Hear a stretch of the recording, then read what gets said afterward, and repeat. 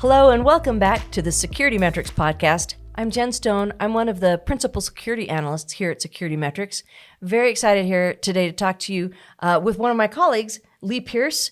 Before we get started, I wanted to let you know that we recently had a live event here at SecurityMetrics called Summit. There's links on the website. I'm sure you can go find them. Just search SecurityMetrics Summit.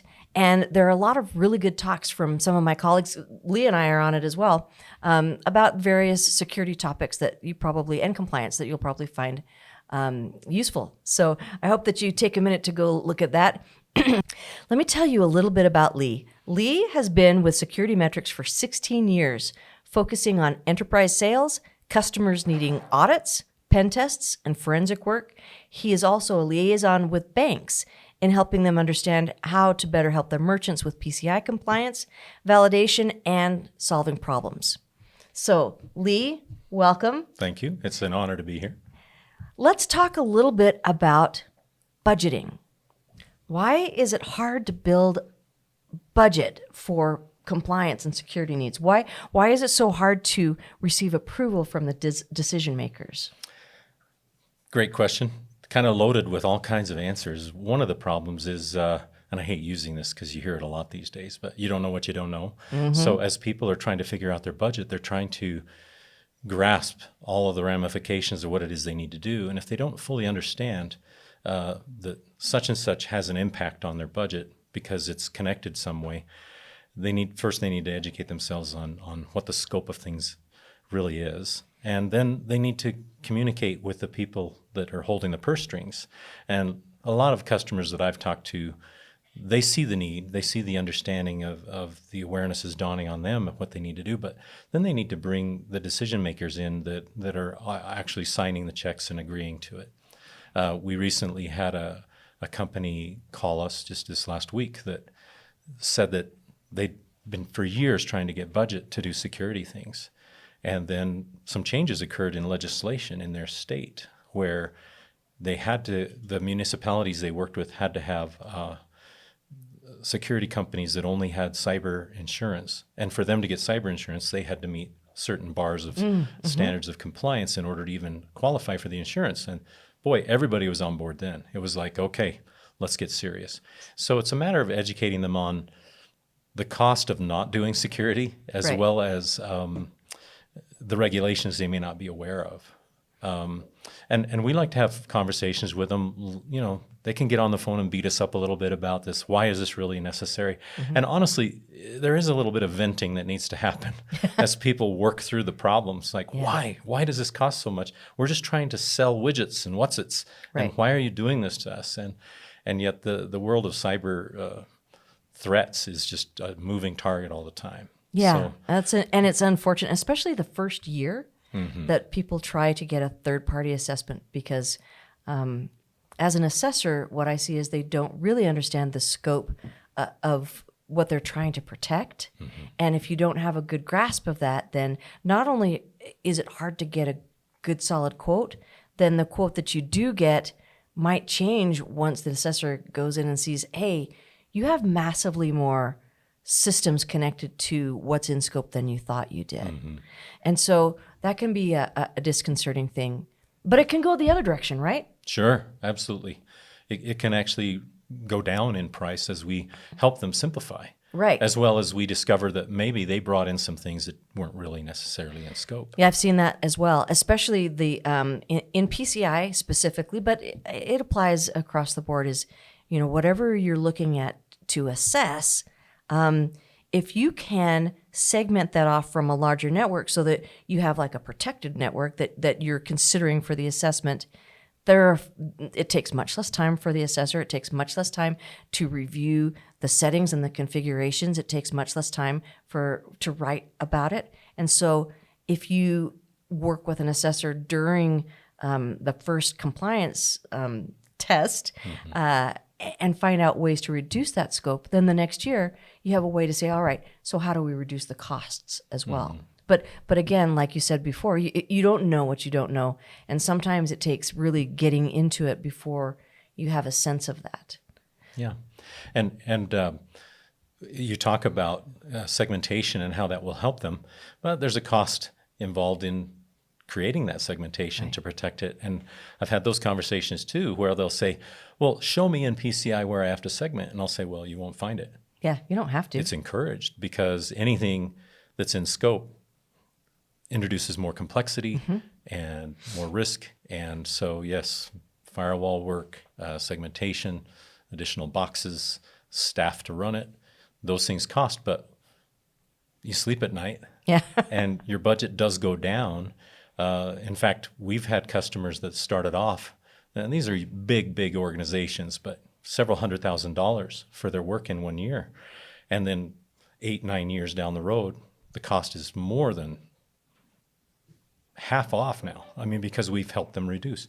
They have multiple reports on compliance they need to do. Well, we help them figure out that some of these could just be self-assessments. If they talk to their bank, figure out their merchant IDs, figure out how to simplify their processes, their compliance validation requirements go down, so does their cost. We're kind of working ourselves out of a job, right? Like a good dentist, right? Right. Actually, I did lose an entire customer once because I convinced them to put in P2PE, and then their bank said, you don't have to assess anymore. And then I was sad because they were so good, but at the same time, saved the money, and then it made them more secure.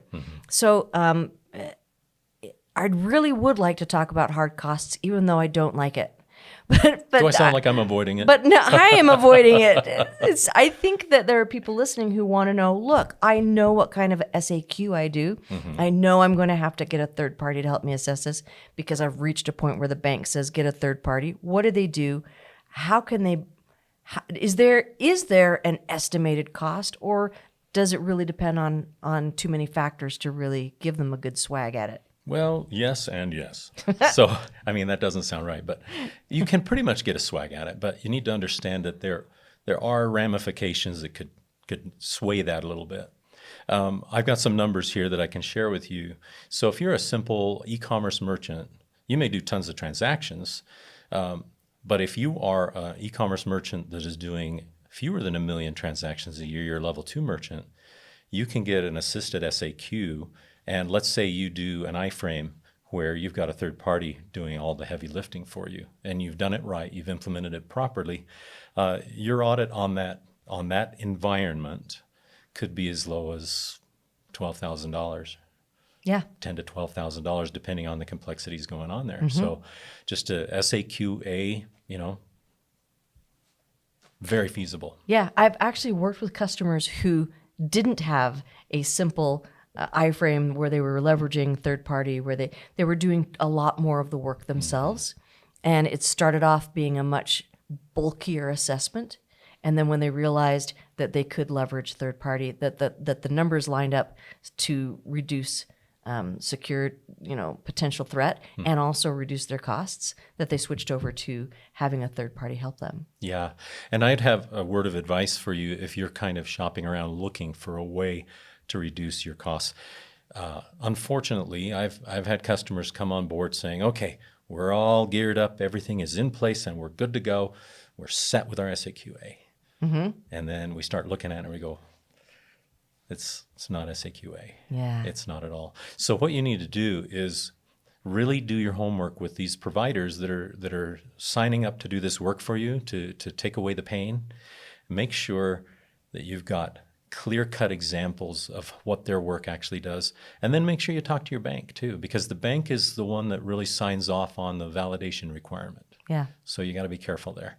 And it might be worth a little bit of consulting hours Absolutely. to double check everybody else's, give a gut check on. Because sometimes, I'm not saying that all these third parties are out to sell you something you don't need. I'm sure that sometimes it's just a misunderstanding or sure. Go far enough. Nobody's trying to, that's a rare thing. Yeah, I think so. I think it's more. People. I think it's more a misunderstanding of what is needed, and so just making sure that you've got all your ducks in a row. Sometimes a third party who does PCI all the time is going to be helpful. Yeah, and we do sell consulting packages, and I can't tell you how many times customers have come back and said that was the best money we ever spent. Yeah. Because rather than spending $35,000, $40,000 on a lot of complex work with audits and pen tests, we first really dialed it in, looked at our network diagrams, looked at the processes, looked at all the third parties involved in helping us, and we really were able to clean it up.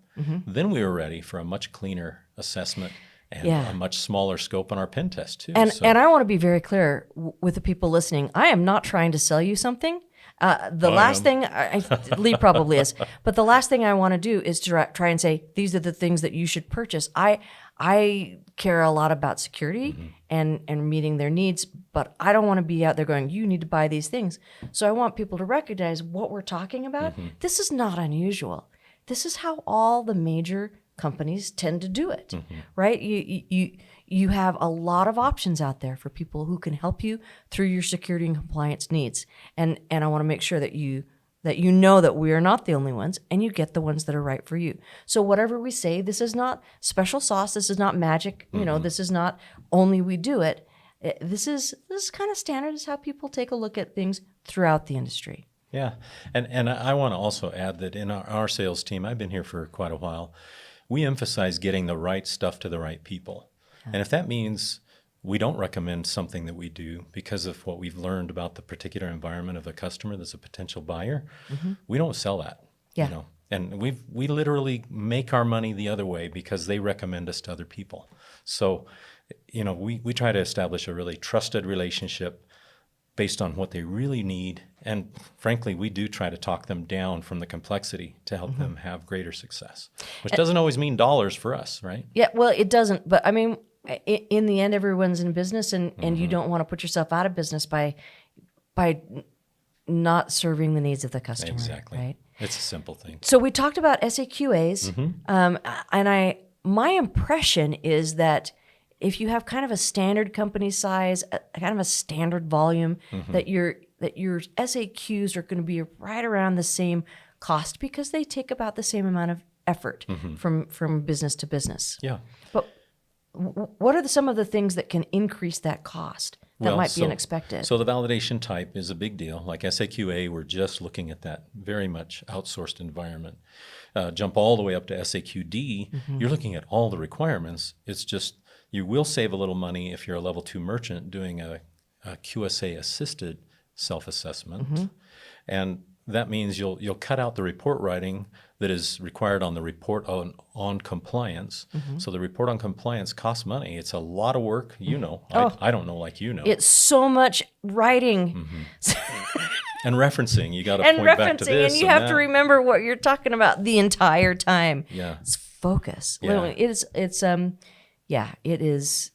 It can take scores of hours. Scores of hours. Yeah. So the big difference, you save a lot of money if you're a level 2 merchant and you're doing an SAQD with a QSA site along with you and signing off saying, yes, I've hefted, and I agree with these findings. Yeah. Saving a lot of money there. But still, you do have how many requirements for SAQD? All of them. All of them. So the only real difference between SAQD and a report on compliance, you're looking at, as an assessor, you're looking at all the same evidence, you're doing all the same on-sites, you're having all the same interviews. The only real difference is how you fill out the report. The SAQD, you get to check some boxes after you've assured everything and you have all your working papers in place. The report on compliance, you're writing about it so that you're saying comprehensively, this is what I saw. Not just that I saw it, but this is what I saw, how I saw it, who I talked to, what the supporting evidence is. And so that writing process is the thing that really makes the difference in time between an SAQD and a report on compliance. And now I'm getting back to that second part of your question was, can you really dial it in, or is it just too complicated to tell? Is there a swag there? And when you get into the more complex environments with the SAQD, you have so many more options, like multiple segments, multiple locations, different services, different service providers that are assisting you with everything that you're doing, that we have to help make sure all those connections are safe. Penetration testing, we'll go into that a little later, but the even an SAQD jumps up quite a bit from the $10,000 to $12,000 mark I was talking about with SAQA. An SAQD for a merchant would be, on rare occasion, And I always have to be careful when I give the low number because that's then what everybody wants that number. They write that down. You said, but for SAQD, on rare occasions, it'd be like $18,000. But typically, we're looking at more like $24,000 to $30,000 for SAQD. And then, if you have to have a report on compliance, not an SAQD, tack on, another $10,000 or so, because you're bigger, you're more complex. You might be a level 1 merchant, or you might be a service provider that has no option but to have a full assessment. Right. And then from an assessor's point of view, if work translates to money or costs, which I imagine it does, the more complex an environment is, the more costly that's going to be. So if you have all of your devices are built off of the same image, and you're using the same operating systems, you're using the same devices, all of your network devices are configured in the same ways, and you can really demonstrate that you have centralized logging, you have centralized antivirus, you have central, like everything is really managed from one central location, and you don't have really manual processes, then that's going to be about as simple as it gets. But then on the other hand, you might have some organizations, and there's tons out there that do this, where you have certain things in Azure and other things in AWS, and then you've got this colo over here, and then you have actually a data center that you're running right there at your headquarters. The more different environments you have, the more complex it is for someone to assess it. And think of the crazy wild, wild west that we live in right now, where everybody's acquiring everybody. Yes. And so you get these acquisitions, and it's very typical where a company will be working with for 3 years, will say, oh, we bought this other company. And the first year, we're going to have you assess them separately. Because we can't just absorb all of that yet. We have to write new code and bring in that business. And then we get into the second year, and they go, we're not ready.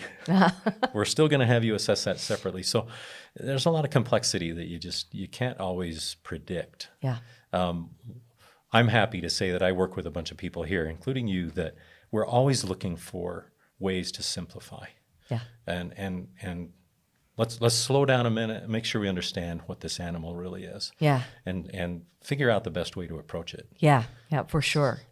One of the things I think is helpful is when we actually have somebody call and say, all right, I'm ready to talk to a salesperson about what this will cost. And they're not even looking at having an assessment done for months or even a full year before they actually jump into it. But they start ahead of time knowing what those costs are going to be, so they can start putting into the budgeting cycle, so they can really take a comprehensive look at it. That's very different from, on the other hand, where we get someone who's like, I need to be PCI compliant in 2 weeks. Then you go, okay. I don't know how that's going to work, but we'll give it a shot. Yeah, people that do that get way out ahead of it, they don't have to think that they got to hire a brand new guy just to handle all this. Yeah. If you get out ahead of it, you're taking just a little bit of time. Yeah. Occasionally, every month. And then as you're building new systems or writing new code, you don't have to backtrack and rewrite it later or tear something out that you put in, because you're getting a little bit of guidance all along the way from guys and gals that have done these assessments forever and seen all kinds of environments. And I wish I could invite you into our Monday morning meetings, where we have all of our auditors around a great big table, and they're sharing what they're learning. Hey, what happens when this goes on? Just last week, we spent, 20 minutes on one customer. All of our auditors were sitting there talking together about one customer. How do we simplify this? And is this even scope? I mean, how do you even count that as scope? I think it was with a mobile application that they were talking about. Yep. And, you got a real brain trust here. If you take advantage of that with some consulting way ahead of time, let's say you're ready to roll out something 10 months from now, talk to us now and spend just a little bit of money. And you'll get the feeling early on that we're not trying to push you into more and more money. We're just here to help you. And then you will be set. You'll understand your costs going forward. You'll be able to budget better, and maybe be able to reduce your scope and figure out how to pay less for what needs to actually happen. Do you ever get people who are just like, why do I even have to do this in the first place? All the time. Do you? All the time. Yeah, absolutely. And sometimes they just want to be heard. You know, they they want to bounce that insanity off somebody else. They're like, I didn't sign up for this. I just sell this little product that me and my brother decided to create. And now all this. We're not these guys. Why are you doing this to us? And it's really, there's a lot of bad actors out there constantly trying to steal what you've got. Just you can't even open your emails anymore. That even look legitimate from somebody you know without wondering about the link. You got to roll over the link now and see what's actually appearing in the hyperlink. You can't just click it. And even just rolling over a link can get you infected sometimes. Yeah, it's like unplug everything. So it's a crazy world, and you need help. And there you may need the help. Let's say you're a small shop, but you do a lot of volume. You may need help from a boots-on-the-ground company. We know people like that. We have partners in the industry that are great. They come on board. They help you build things out. They help you fingers on the keyboard. They help you figure out those issues too, and we can make recommendations with that. Yeah. So, it's good. I haven't talked as much about money as we wanted to. Oh, I'm sorry. Okay. But that's good. I mean, let's talk about pen testing for a minute. Okay. Is that okay? Sure. Yeah. Penetration testing is often a shock to how much it costs. Yeah. And I think that it's different levels of cost depending on what you're looking at. For example, if you just have a network and you don't develop your own code, network layer pen testing is not that bad. It's actually not super expensive, depending on how many external IP addresses you have. Yeah. Right. And services running. So there are things that can increase the cost. So the more complex your network, the more expensive a network layer pen test can be, right? And if you store cardholder data, which you should never do that unless it's actually your business to store it, just because of the cost and there's so many reasons. But the internal layer pen test, that might be something that you have to do. But we start getting pricey when we talk about application layer pen tests. Can you speak to costs on application layer pen tests at all? Sure. Yeah. First of all, a pen test is going to cost a decent pen test. And sometimes we come up against competitive bids. Yeah. And they'll say, oh, these guys are going to charge me $300 a day. And we're like, okay. All right. We can't compete with that. Whose high school's brother is doing that? Yeah. But a pen test is going to cost over $2,000 a day. I'd say on average $2,400, $2,600 a day for a pen test. Now, an application layer test is going to cost probably typically 2 to 4 days worth of pen testing. And it goes crazy. We have some customers we're pen testing for like 2 months. Yeah. Like 40 days of testing. So that's not typical. The typical merchant, the typical smaller business is, 2 to 4, 5, 6 days is kind of the realm there. And again, that's only if they're developing their own code. Right. Yeah, and people will call us sometimes and say, I run QuickBooks, I need that pen test. It's like, you don't need to pen test it. Yeah. If you can't fix the problem as the developer, it's not your problem. You need to, when it's shrink wrapped and sent to you, there's other certifications that are happening before that application gets to you. Right. So you don't need to worry about that. Internal pen testing is same rate, and often it's not an application, so it's a simple test. There's some complexity there, and I'm going to take a side note if you don't mind. Oh, yeah. The side note is you got to prepare in advance enough. If I could say anything that trips up the customer more than anything else, it's that they haven't given enough runway of time preparatory for their pen test before their audit validation date is due. So I'd say get to work on your pen test 10 months out. Absolutely. Get to work on that environment, consult with somebody about it. We'd love to be those guys. But we'll look at your diagrams, talk to you about it. This should be included. This doesn't need to be included. Or if you were to change the process here, that would no longer need to be included. We can help you with that. Right. But you need that ramp up time, not for a couple of reasons. One is that to get into the schedule, to get the test done, and to prepare your environment to get that test. But also, what happens if you have a finding? Exactly. You can't just have a finding and then the assessor goes, oh, you did a pen test with a finding. No. You actually have to remediate. Well, that'd be a perfect world. Right? You actually have to remediate and retest. Yeah. And our model is to retest as long as you need it, for 90 days, I believe. Is it 60 days? But therefore, you need plenty of time. If your validation date's the end of December, you should have already had your test in October at the latest. Yeah. So that's important to remember as well. As I was saying with the internal test, what we're doing is if you have segmentation going on in there, we need to test and make sure that the internal segments are doing exactly what you intended them to do. And so that's where the internal test comes in. There's also segmentation checks where you need to prove that they don't talk to each other. That is a really simple test. And segmentation checks cost about $750. If you're a service provider, you need to do that twice a year. And so that's another important thing to make sure you have on your calendar is those segmentation checks. And then you need to document very carefully what it is you do, because if there's turnover in your staff, the new person walks in and goes, what do I need to do? Yeah. But if it's already documented well and laid out, then you already know what your budget's going to be and you know what the calendaring of it is. Yeah. So that's great too. So all of those things are important. Exactly. Here's a hot tip for people who are big enough and have enough staff to have separation of duties. You can actually do your own segmentation penetration test. That's not the same as a lot of the penetration tests. The segmentation penetration test just says the out-of-scope systems cannot speak at all to the in-scope systems. And if you have enough staff who have enough experience, you have the ability to do that yourself and save yourself some money. Most organizations don't have that, though. Right. So, and that you have to be independent too. You have to be independent. Yeah, separation of duties. You can't be the one testing it and fixing it, because then that's no good. That's why we don't do hands-on work and hands-on support, because we want to make sure we have that separation of duties in place. Exactly. Yeah. So these costs do add up, and you need to kind of take note of what needs to happen. It may prompt you to change your business model a little bit. Some people decide, I can't play this game every year. I need to outsource more. Yeah. And that, if you choose the right outsourced partner, you've made a good move. That'll help.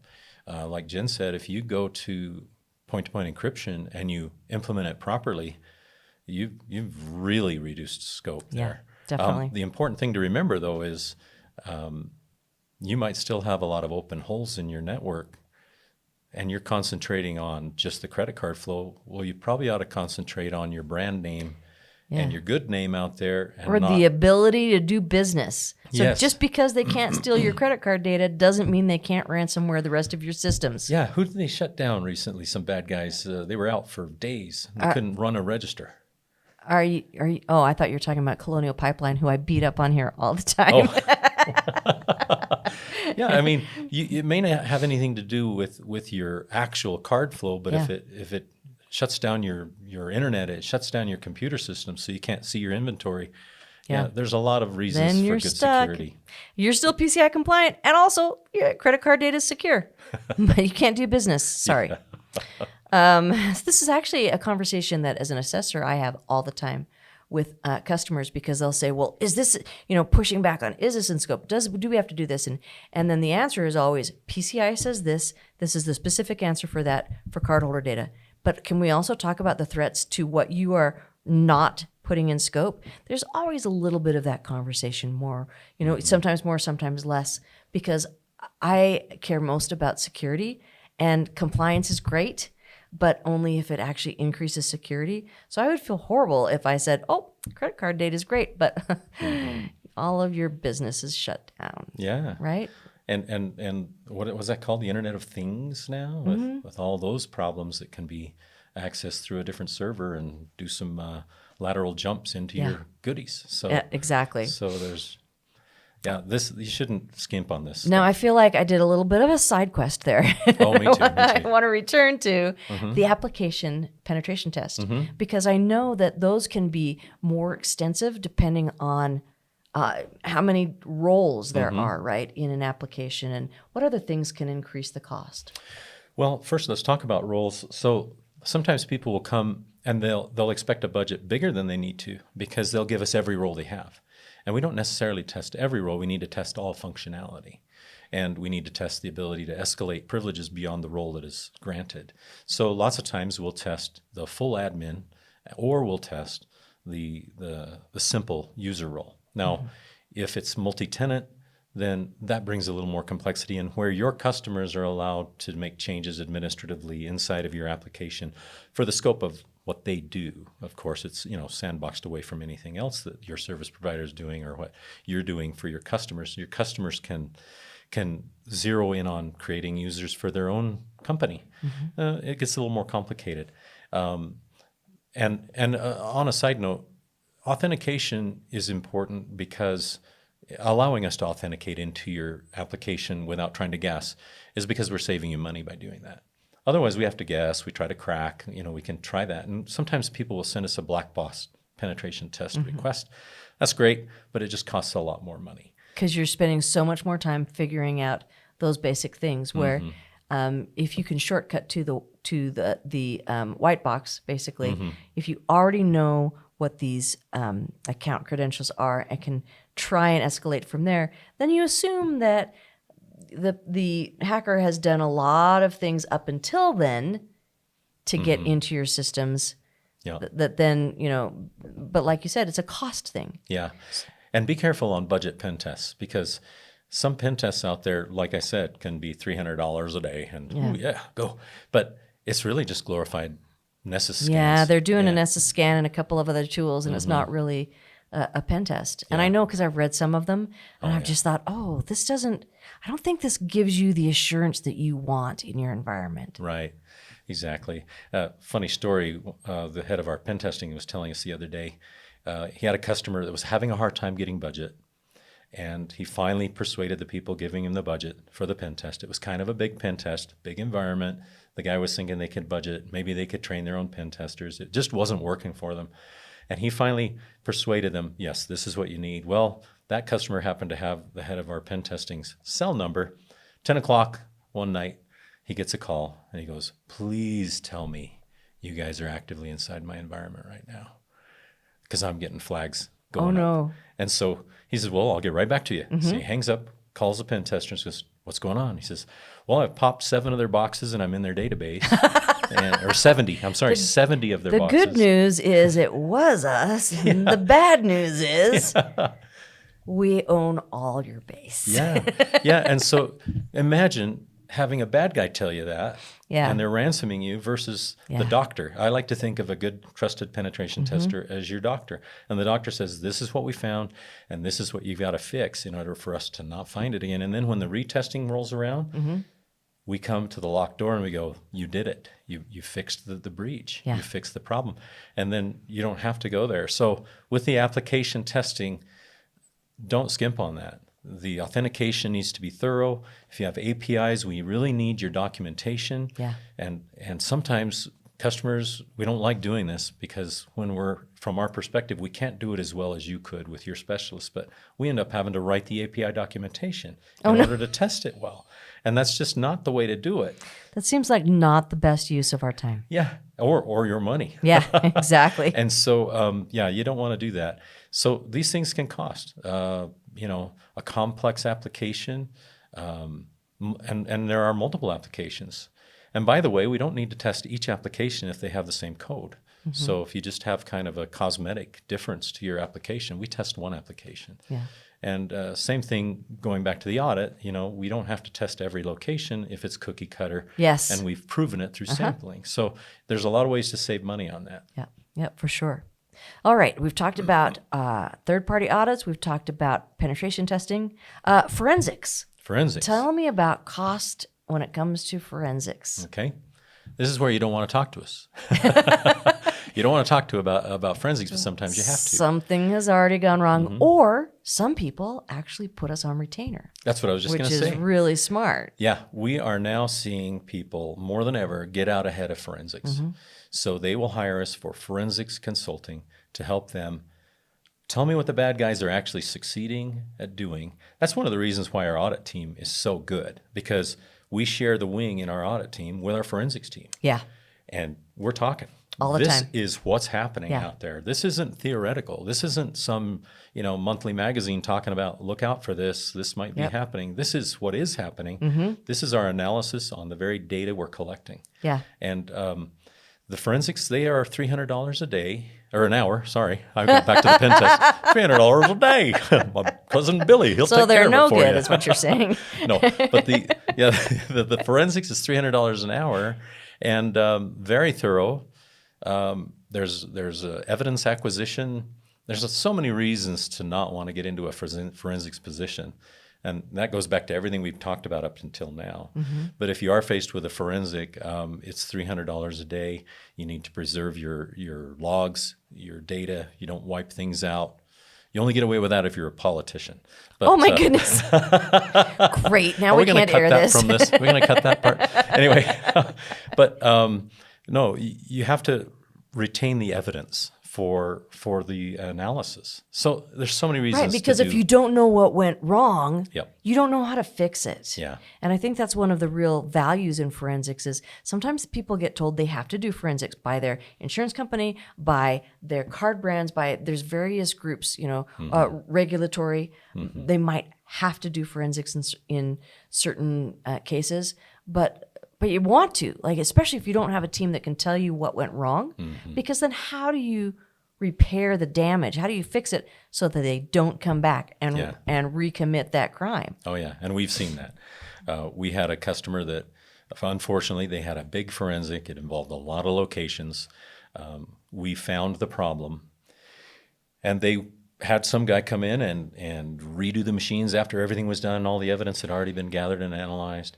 But they just re-imaged what they already had, and they just imaged right back in the problem they had in the first place. We saw them 7 months later for another forensic.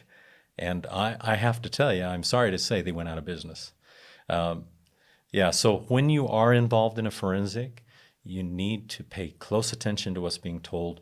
And if you can't fix it, if what the recommendations come to you suggest you don't have the staff to help you fix it, get help fixing it, because it means everything. You're at that point where, am I going to be in business next month or am I not? Yeah. And you got to get it fixed right so that you don't have that problem just lurking right back in through the problem. We don't want people to go out of business because of cyber criminals. That's devastating. So, all right. Next thing, so those are some of the standard things that everybody talks about.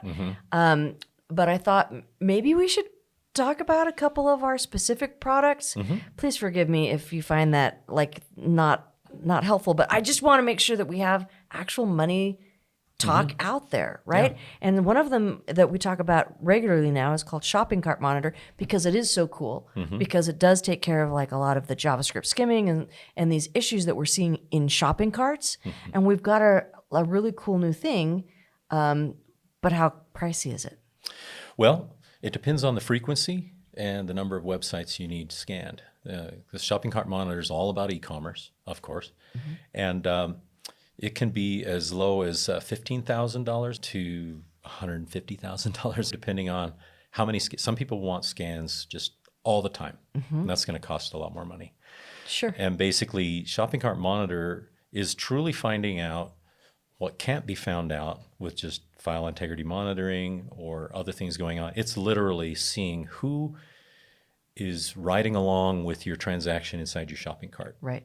And Shopping Cart Monitor is a big deal, because when the chip came along and EMV came into full adoption in the United States, the hackers went after shopping carts a lot more. Right. It's a hard, fast target going on right now. And so Shopping Cart Monitor, if you have a simple website and you want to check like once a month, then it's fairly affordable for what you get, because you're getting the assurance. And first, we like to do a shopping cart inspect first. And a shopping cart inspect is like $3,000. And what that does is it lays the baseline of what's happening inside your shopping cart at the time of the inspection. And then we kind of consult with you and look at it and say, okay, we're seeing this and this and this and these adware services and all of that. Does this look like what you signed up for? Is it what you expected to see? And sometimes they'll go, I have no idea what that's about. And plus it's pushing data that I don't know what the data is to an IP address somewhere, not here. And so we're going to kill that. That's a red flag. So they'll kill that, clean it up, And we'll create and call that the snapshot baseline, so that then our shopping cart monitor going forward will say, this is what we're expecting to see. These are the changes that we saw. And you'll come back and say, oh, well, yeah, that's right, because I signed up for this new service because I wanted to advertise here. Okay, that makes sense. Yeah. We're showing you the IP addresses where the feed is going out. Does that make sense? Yes. Okay, great. New baseline. Keep going. And we're kind of your partner in determining whether something under the hood is happening that you're not aware of that you don't want. Yeah. I had someone ask me, well, isn't that just like an ASV scan? And it's not. It's not the same as a vulnerability scan, because as a lot of people, this can get a little nerdy for a second. As you build the DOM, then the state of the page changes during the activities that go on for shopping carts to take your payment, check you out. The whole checkout process is what I'm trying to say. Changes the page slightly each time, and the vulnerability scan doesn't look at those changes when it's being run. It looks at out here, but all of these things in here are possibly where negative things are happening. Yeah, exactly. Right? And so that's what you want the shopping cart monitor for. Yeah, not at all like a vulnerability scan. Yeah. And the inspect is a great way to start, like I mentioned. You may do the inspect and decide that your environment's super simple and you don't even want to go with shopping cart monitor. Okay, but you did get a good baseline and a good analysis of what's going on in your shopping cart. We have banks call us and say, we're trying to figure out where the card leaking is going on. We've done everything. We've checked everything. The customer says it's not them. And we'll do a shopping cart inspect on them and we'll go, yeah, it's them. Oh, no. It's going on inside the shopping cart, and here's how it's happening. And then the customer goes, oh, my heck, I had no idea. Yeah. And they'll go in and they'll clean it up, and guess what? The leaking stops. The card leaking stops. So another, curiously, in this crazy world, needed service if you got a shopping cart. For sure. Okay. I think we have time for one last product, and that is Pulse. Okay. What can you tell me about Pulse? Okay. Pulse is a product that has been developed here at SecurityMetrics. It is generally for smaller businesses, not too terribly complicated, 5, 10, 15 locations, for example. And what Pulse is all about is it's a centralized gathering of the data coming through your firewalls from all your locations. We saw the need as we talked to several people that said, I can't keep up with all my locations. And then Larry over there is changing the firewall because he needed to do something. I'm not seeing that till I go there and look at it. What we're helping you with Pulse is we're pulling in that data into one location. And then we also have another service where we can analyze on a high-level basis and then dig in as much as you want us to give you an idea of changes that are happening that you shouldn't have going on. Like you might have ports open that you weren't even expecting to have open because somebody needed to do maintenance and they forgot to close the ports or whatever it may be, because it's always moving, always changing. So I would say Pulse is good. It's probably not a good fit for everybody, but it's a good thing to investigate and check out. If you find yourself constantly going from location to location, trying to figure out what's going on, and you never can stay on top of it, Pulse might be a good fit for you. The cost of that's where we were going with that. Am I a salesman? You are totally a salesman.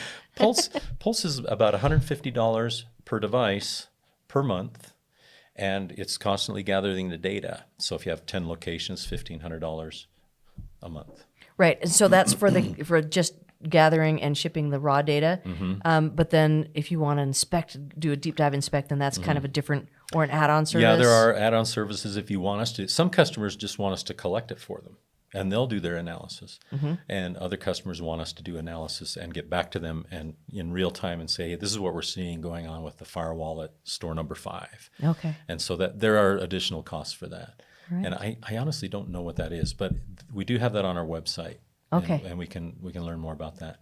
And speaking of which, with going back to Shopping Cart Inspect, we have some really good data on there that can make it a little bit more understandable. You can share that with people in your company on the website? On our website. So, and we have more stuff that we're developing right now to teach more about Shopping Cart Monitor, Shopping Cart Inspect. All right, terrific. Well, and any other ideas that we should share about costs before we wrap it up today?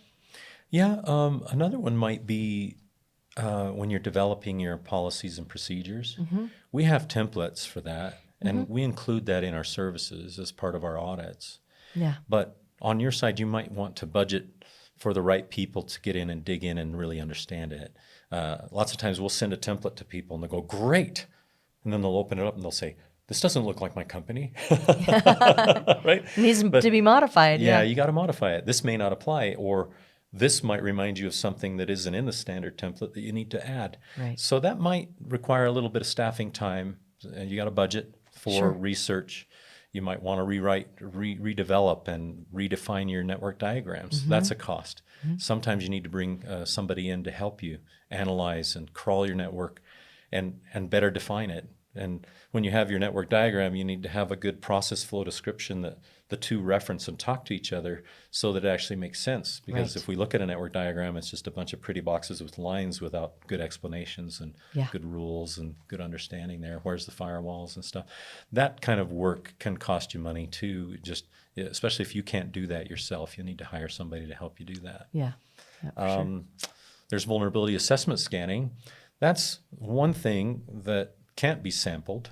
So requirement 11.2 requires every public-facing in-scope IP address or domain name to be scanned, and you can't just sample. Right. So if you have tons of stuff, you might consider remapping things so you have less of a public exposure on your IP addresses, and that can save you money. So. Well, very good. That's a good thing to end on, is saving money. Yeah.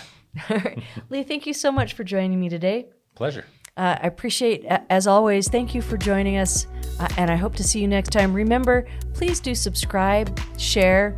I don't know all of the things, but whatever platform you're on, figure out how to make this more valuable by getting the word out to other people. Take care. Thanks for watching. To watch more episodes of SecurityMetrics podcast, click on the box on the left. If you prefer to listen to this podcast, it's available on all your favorite podcast platforms. See you on the slopes.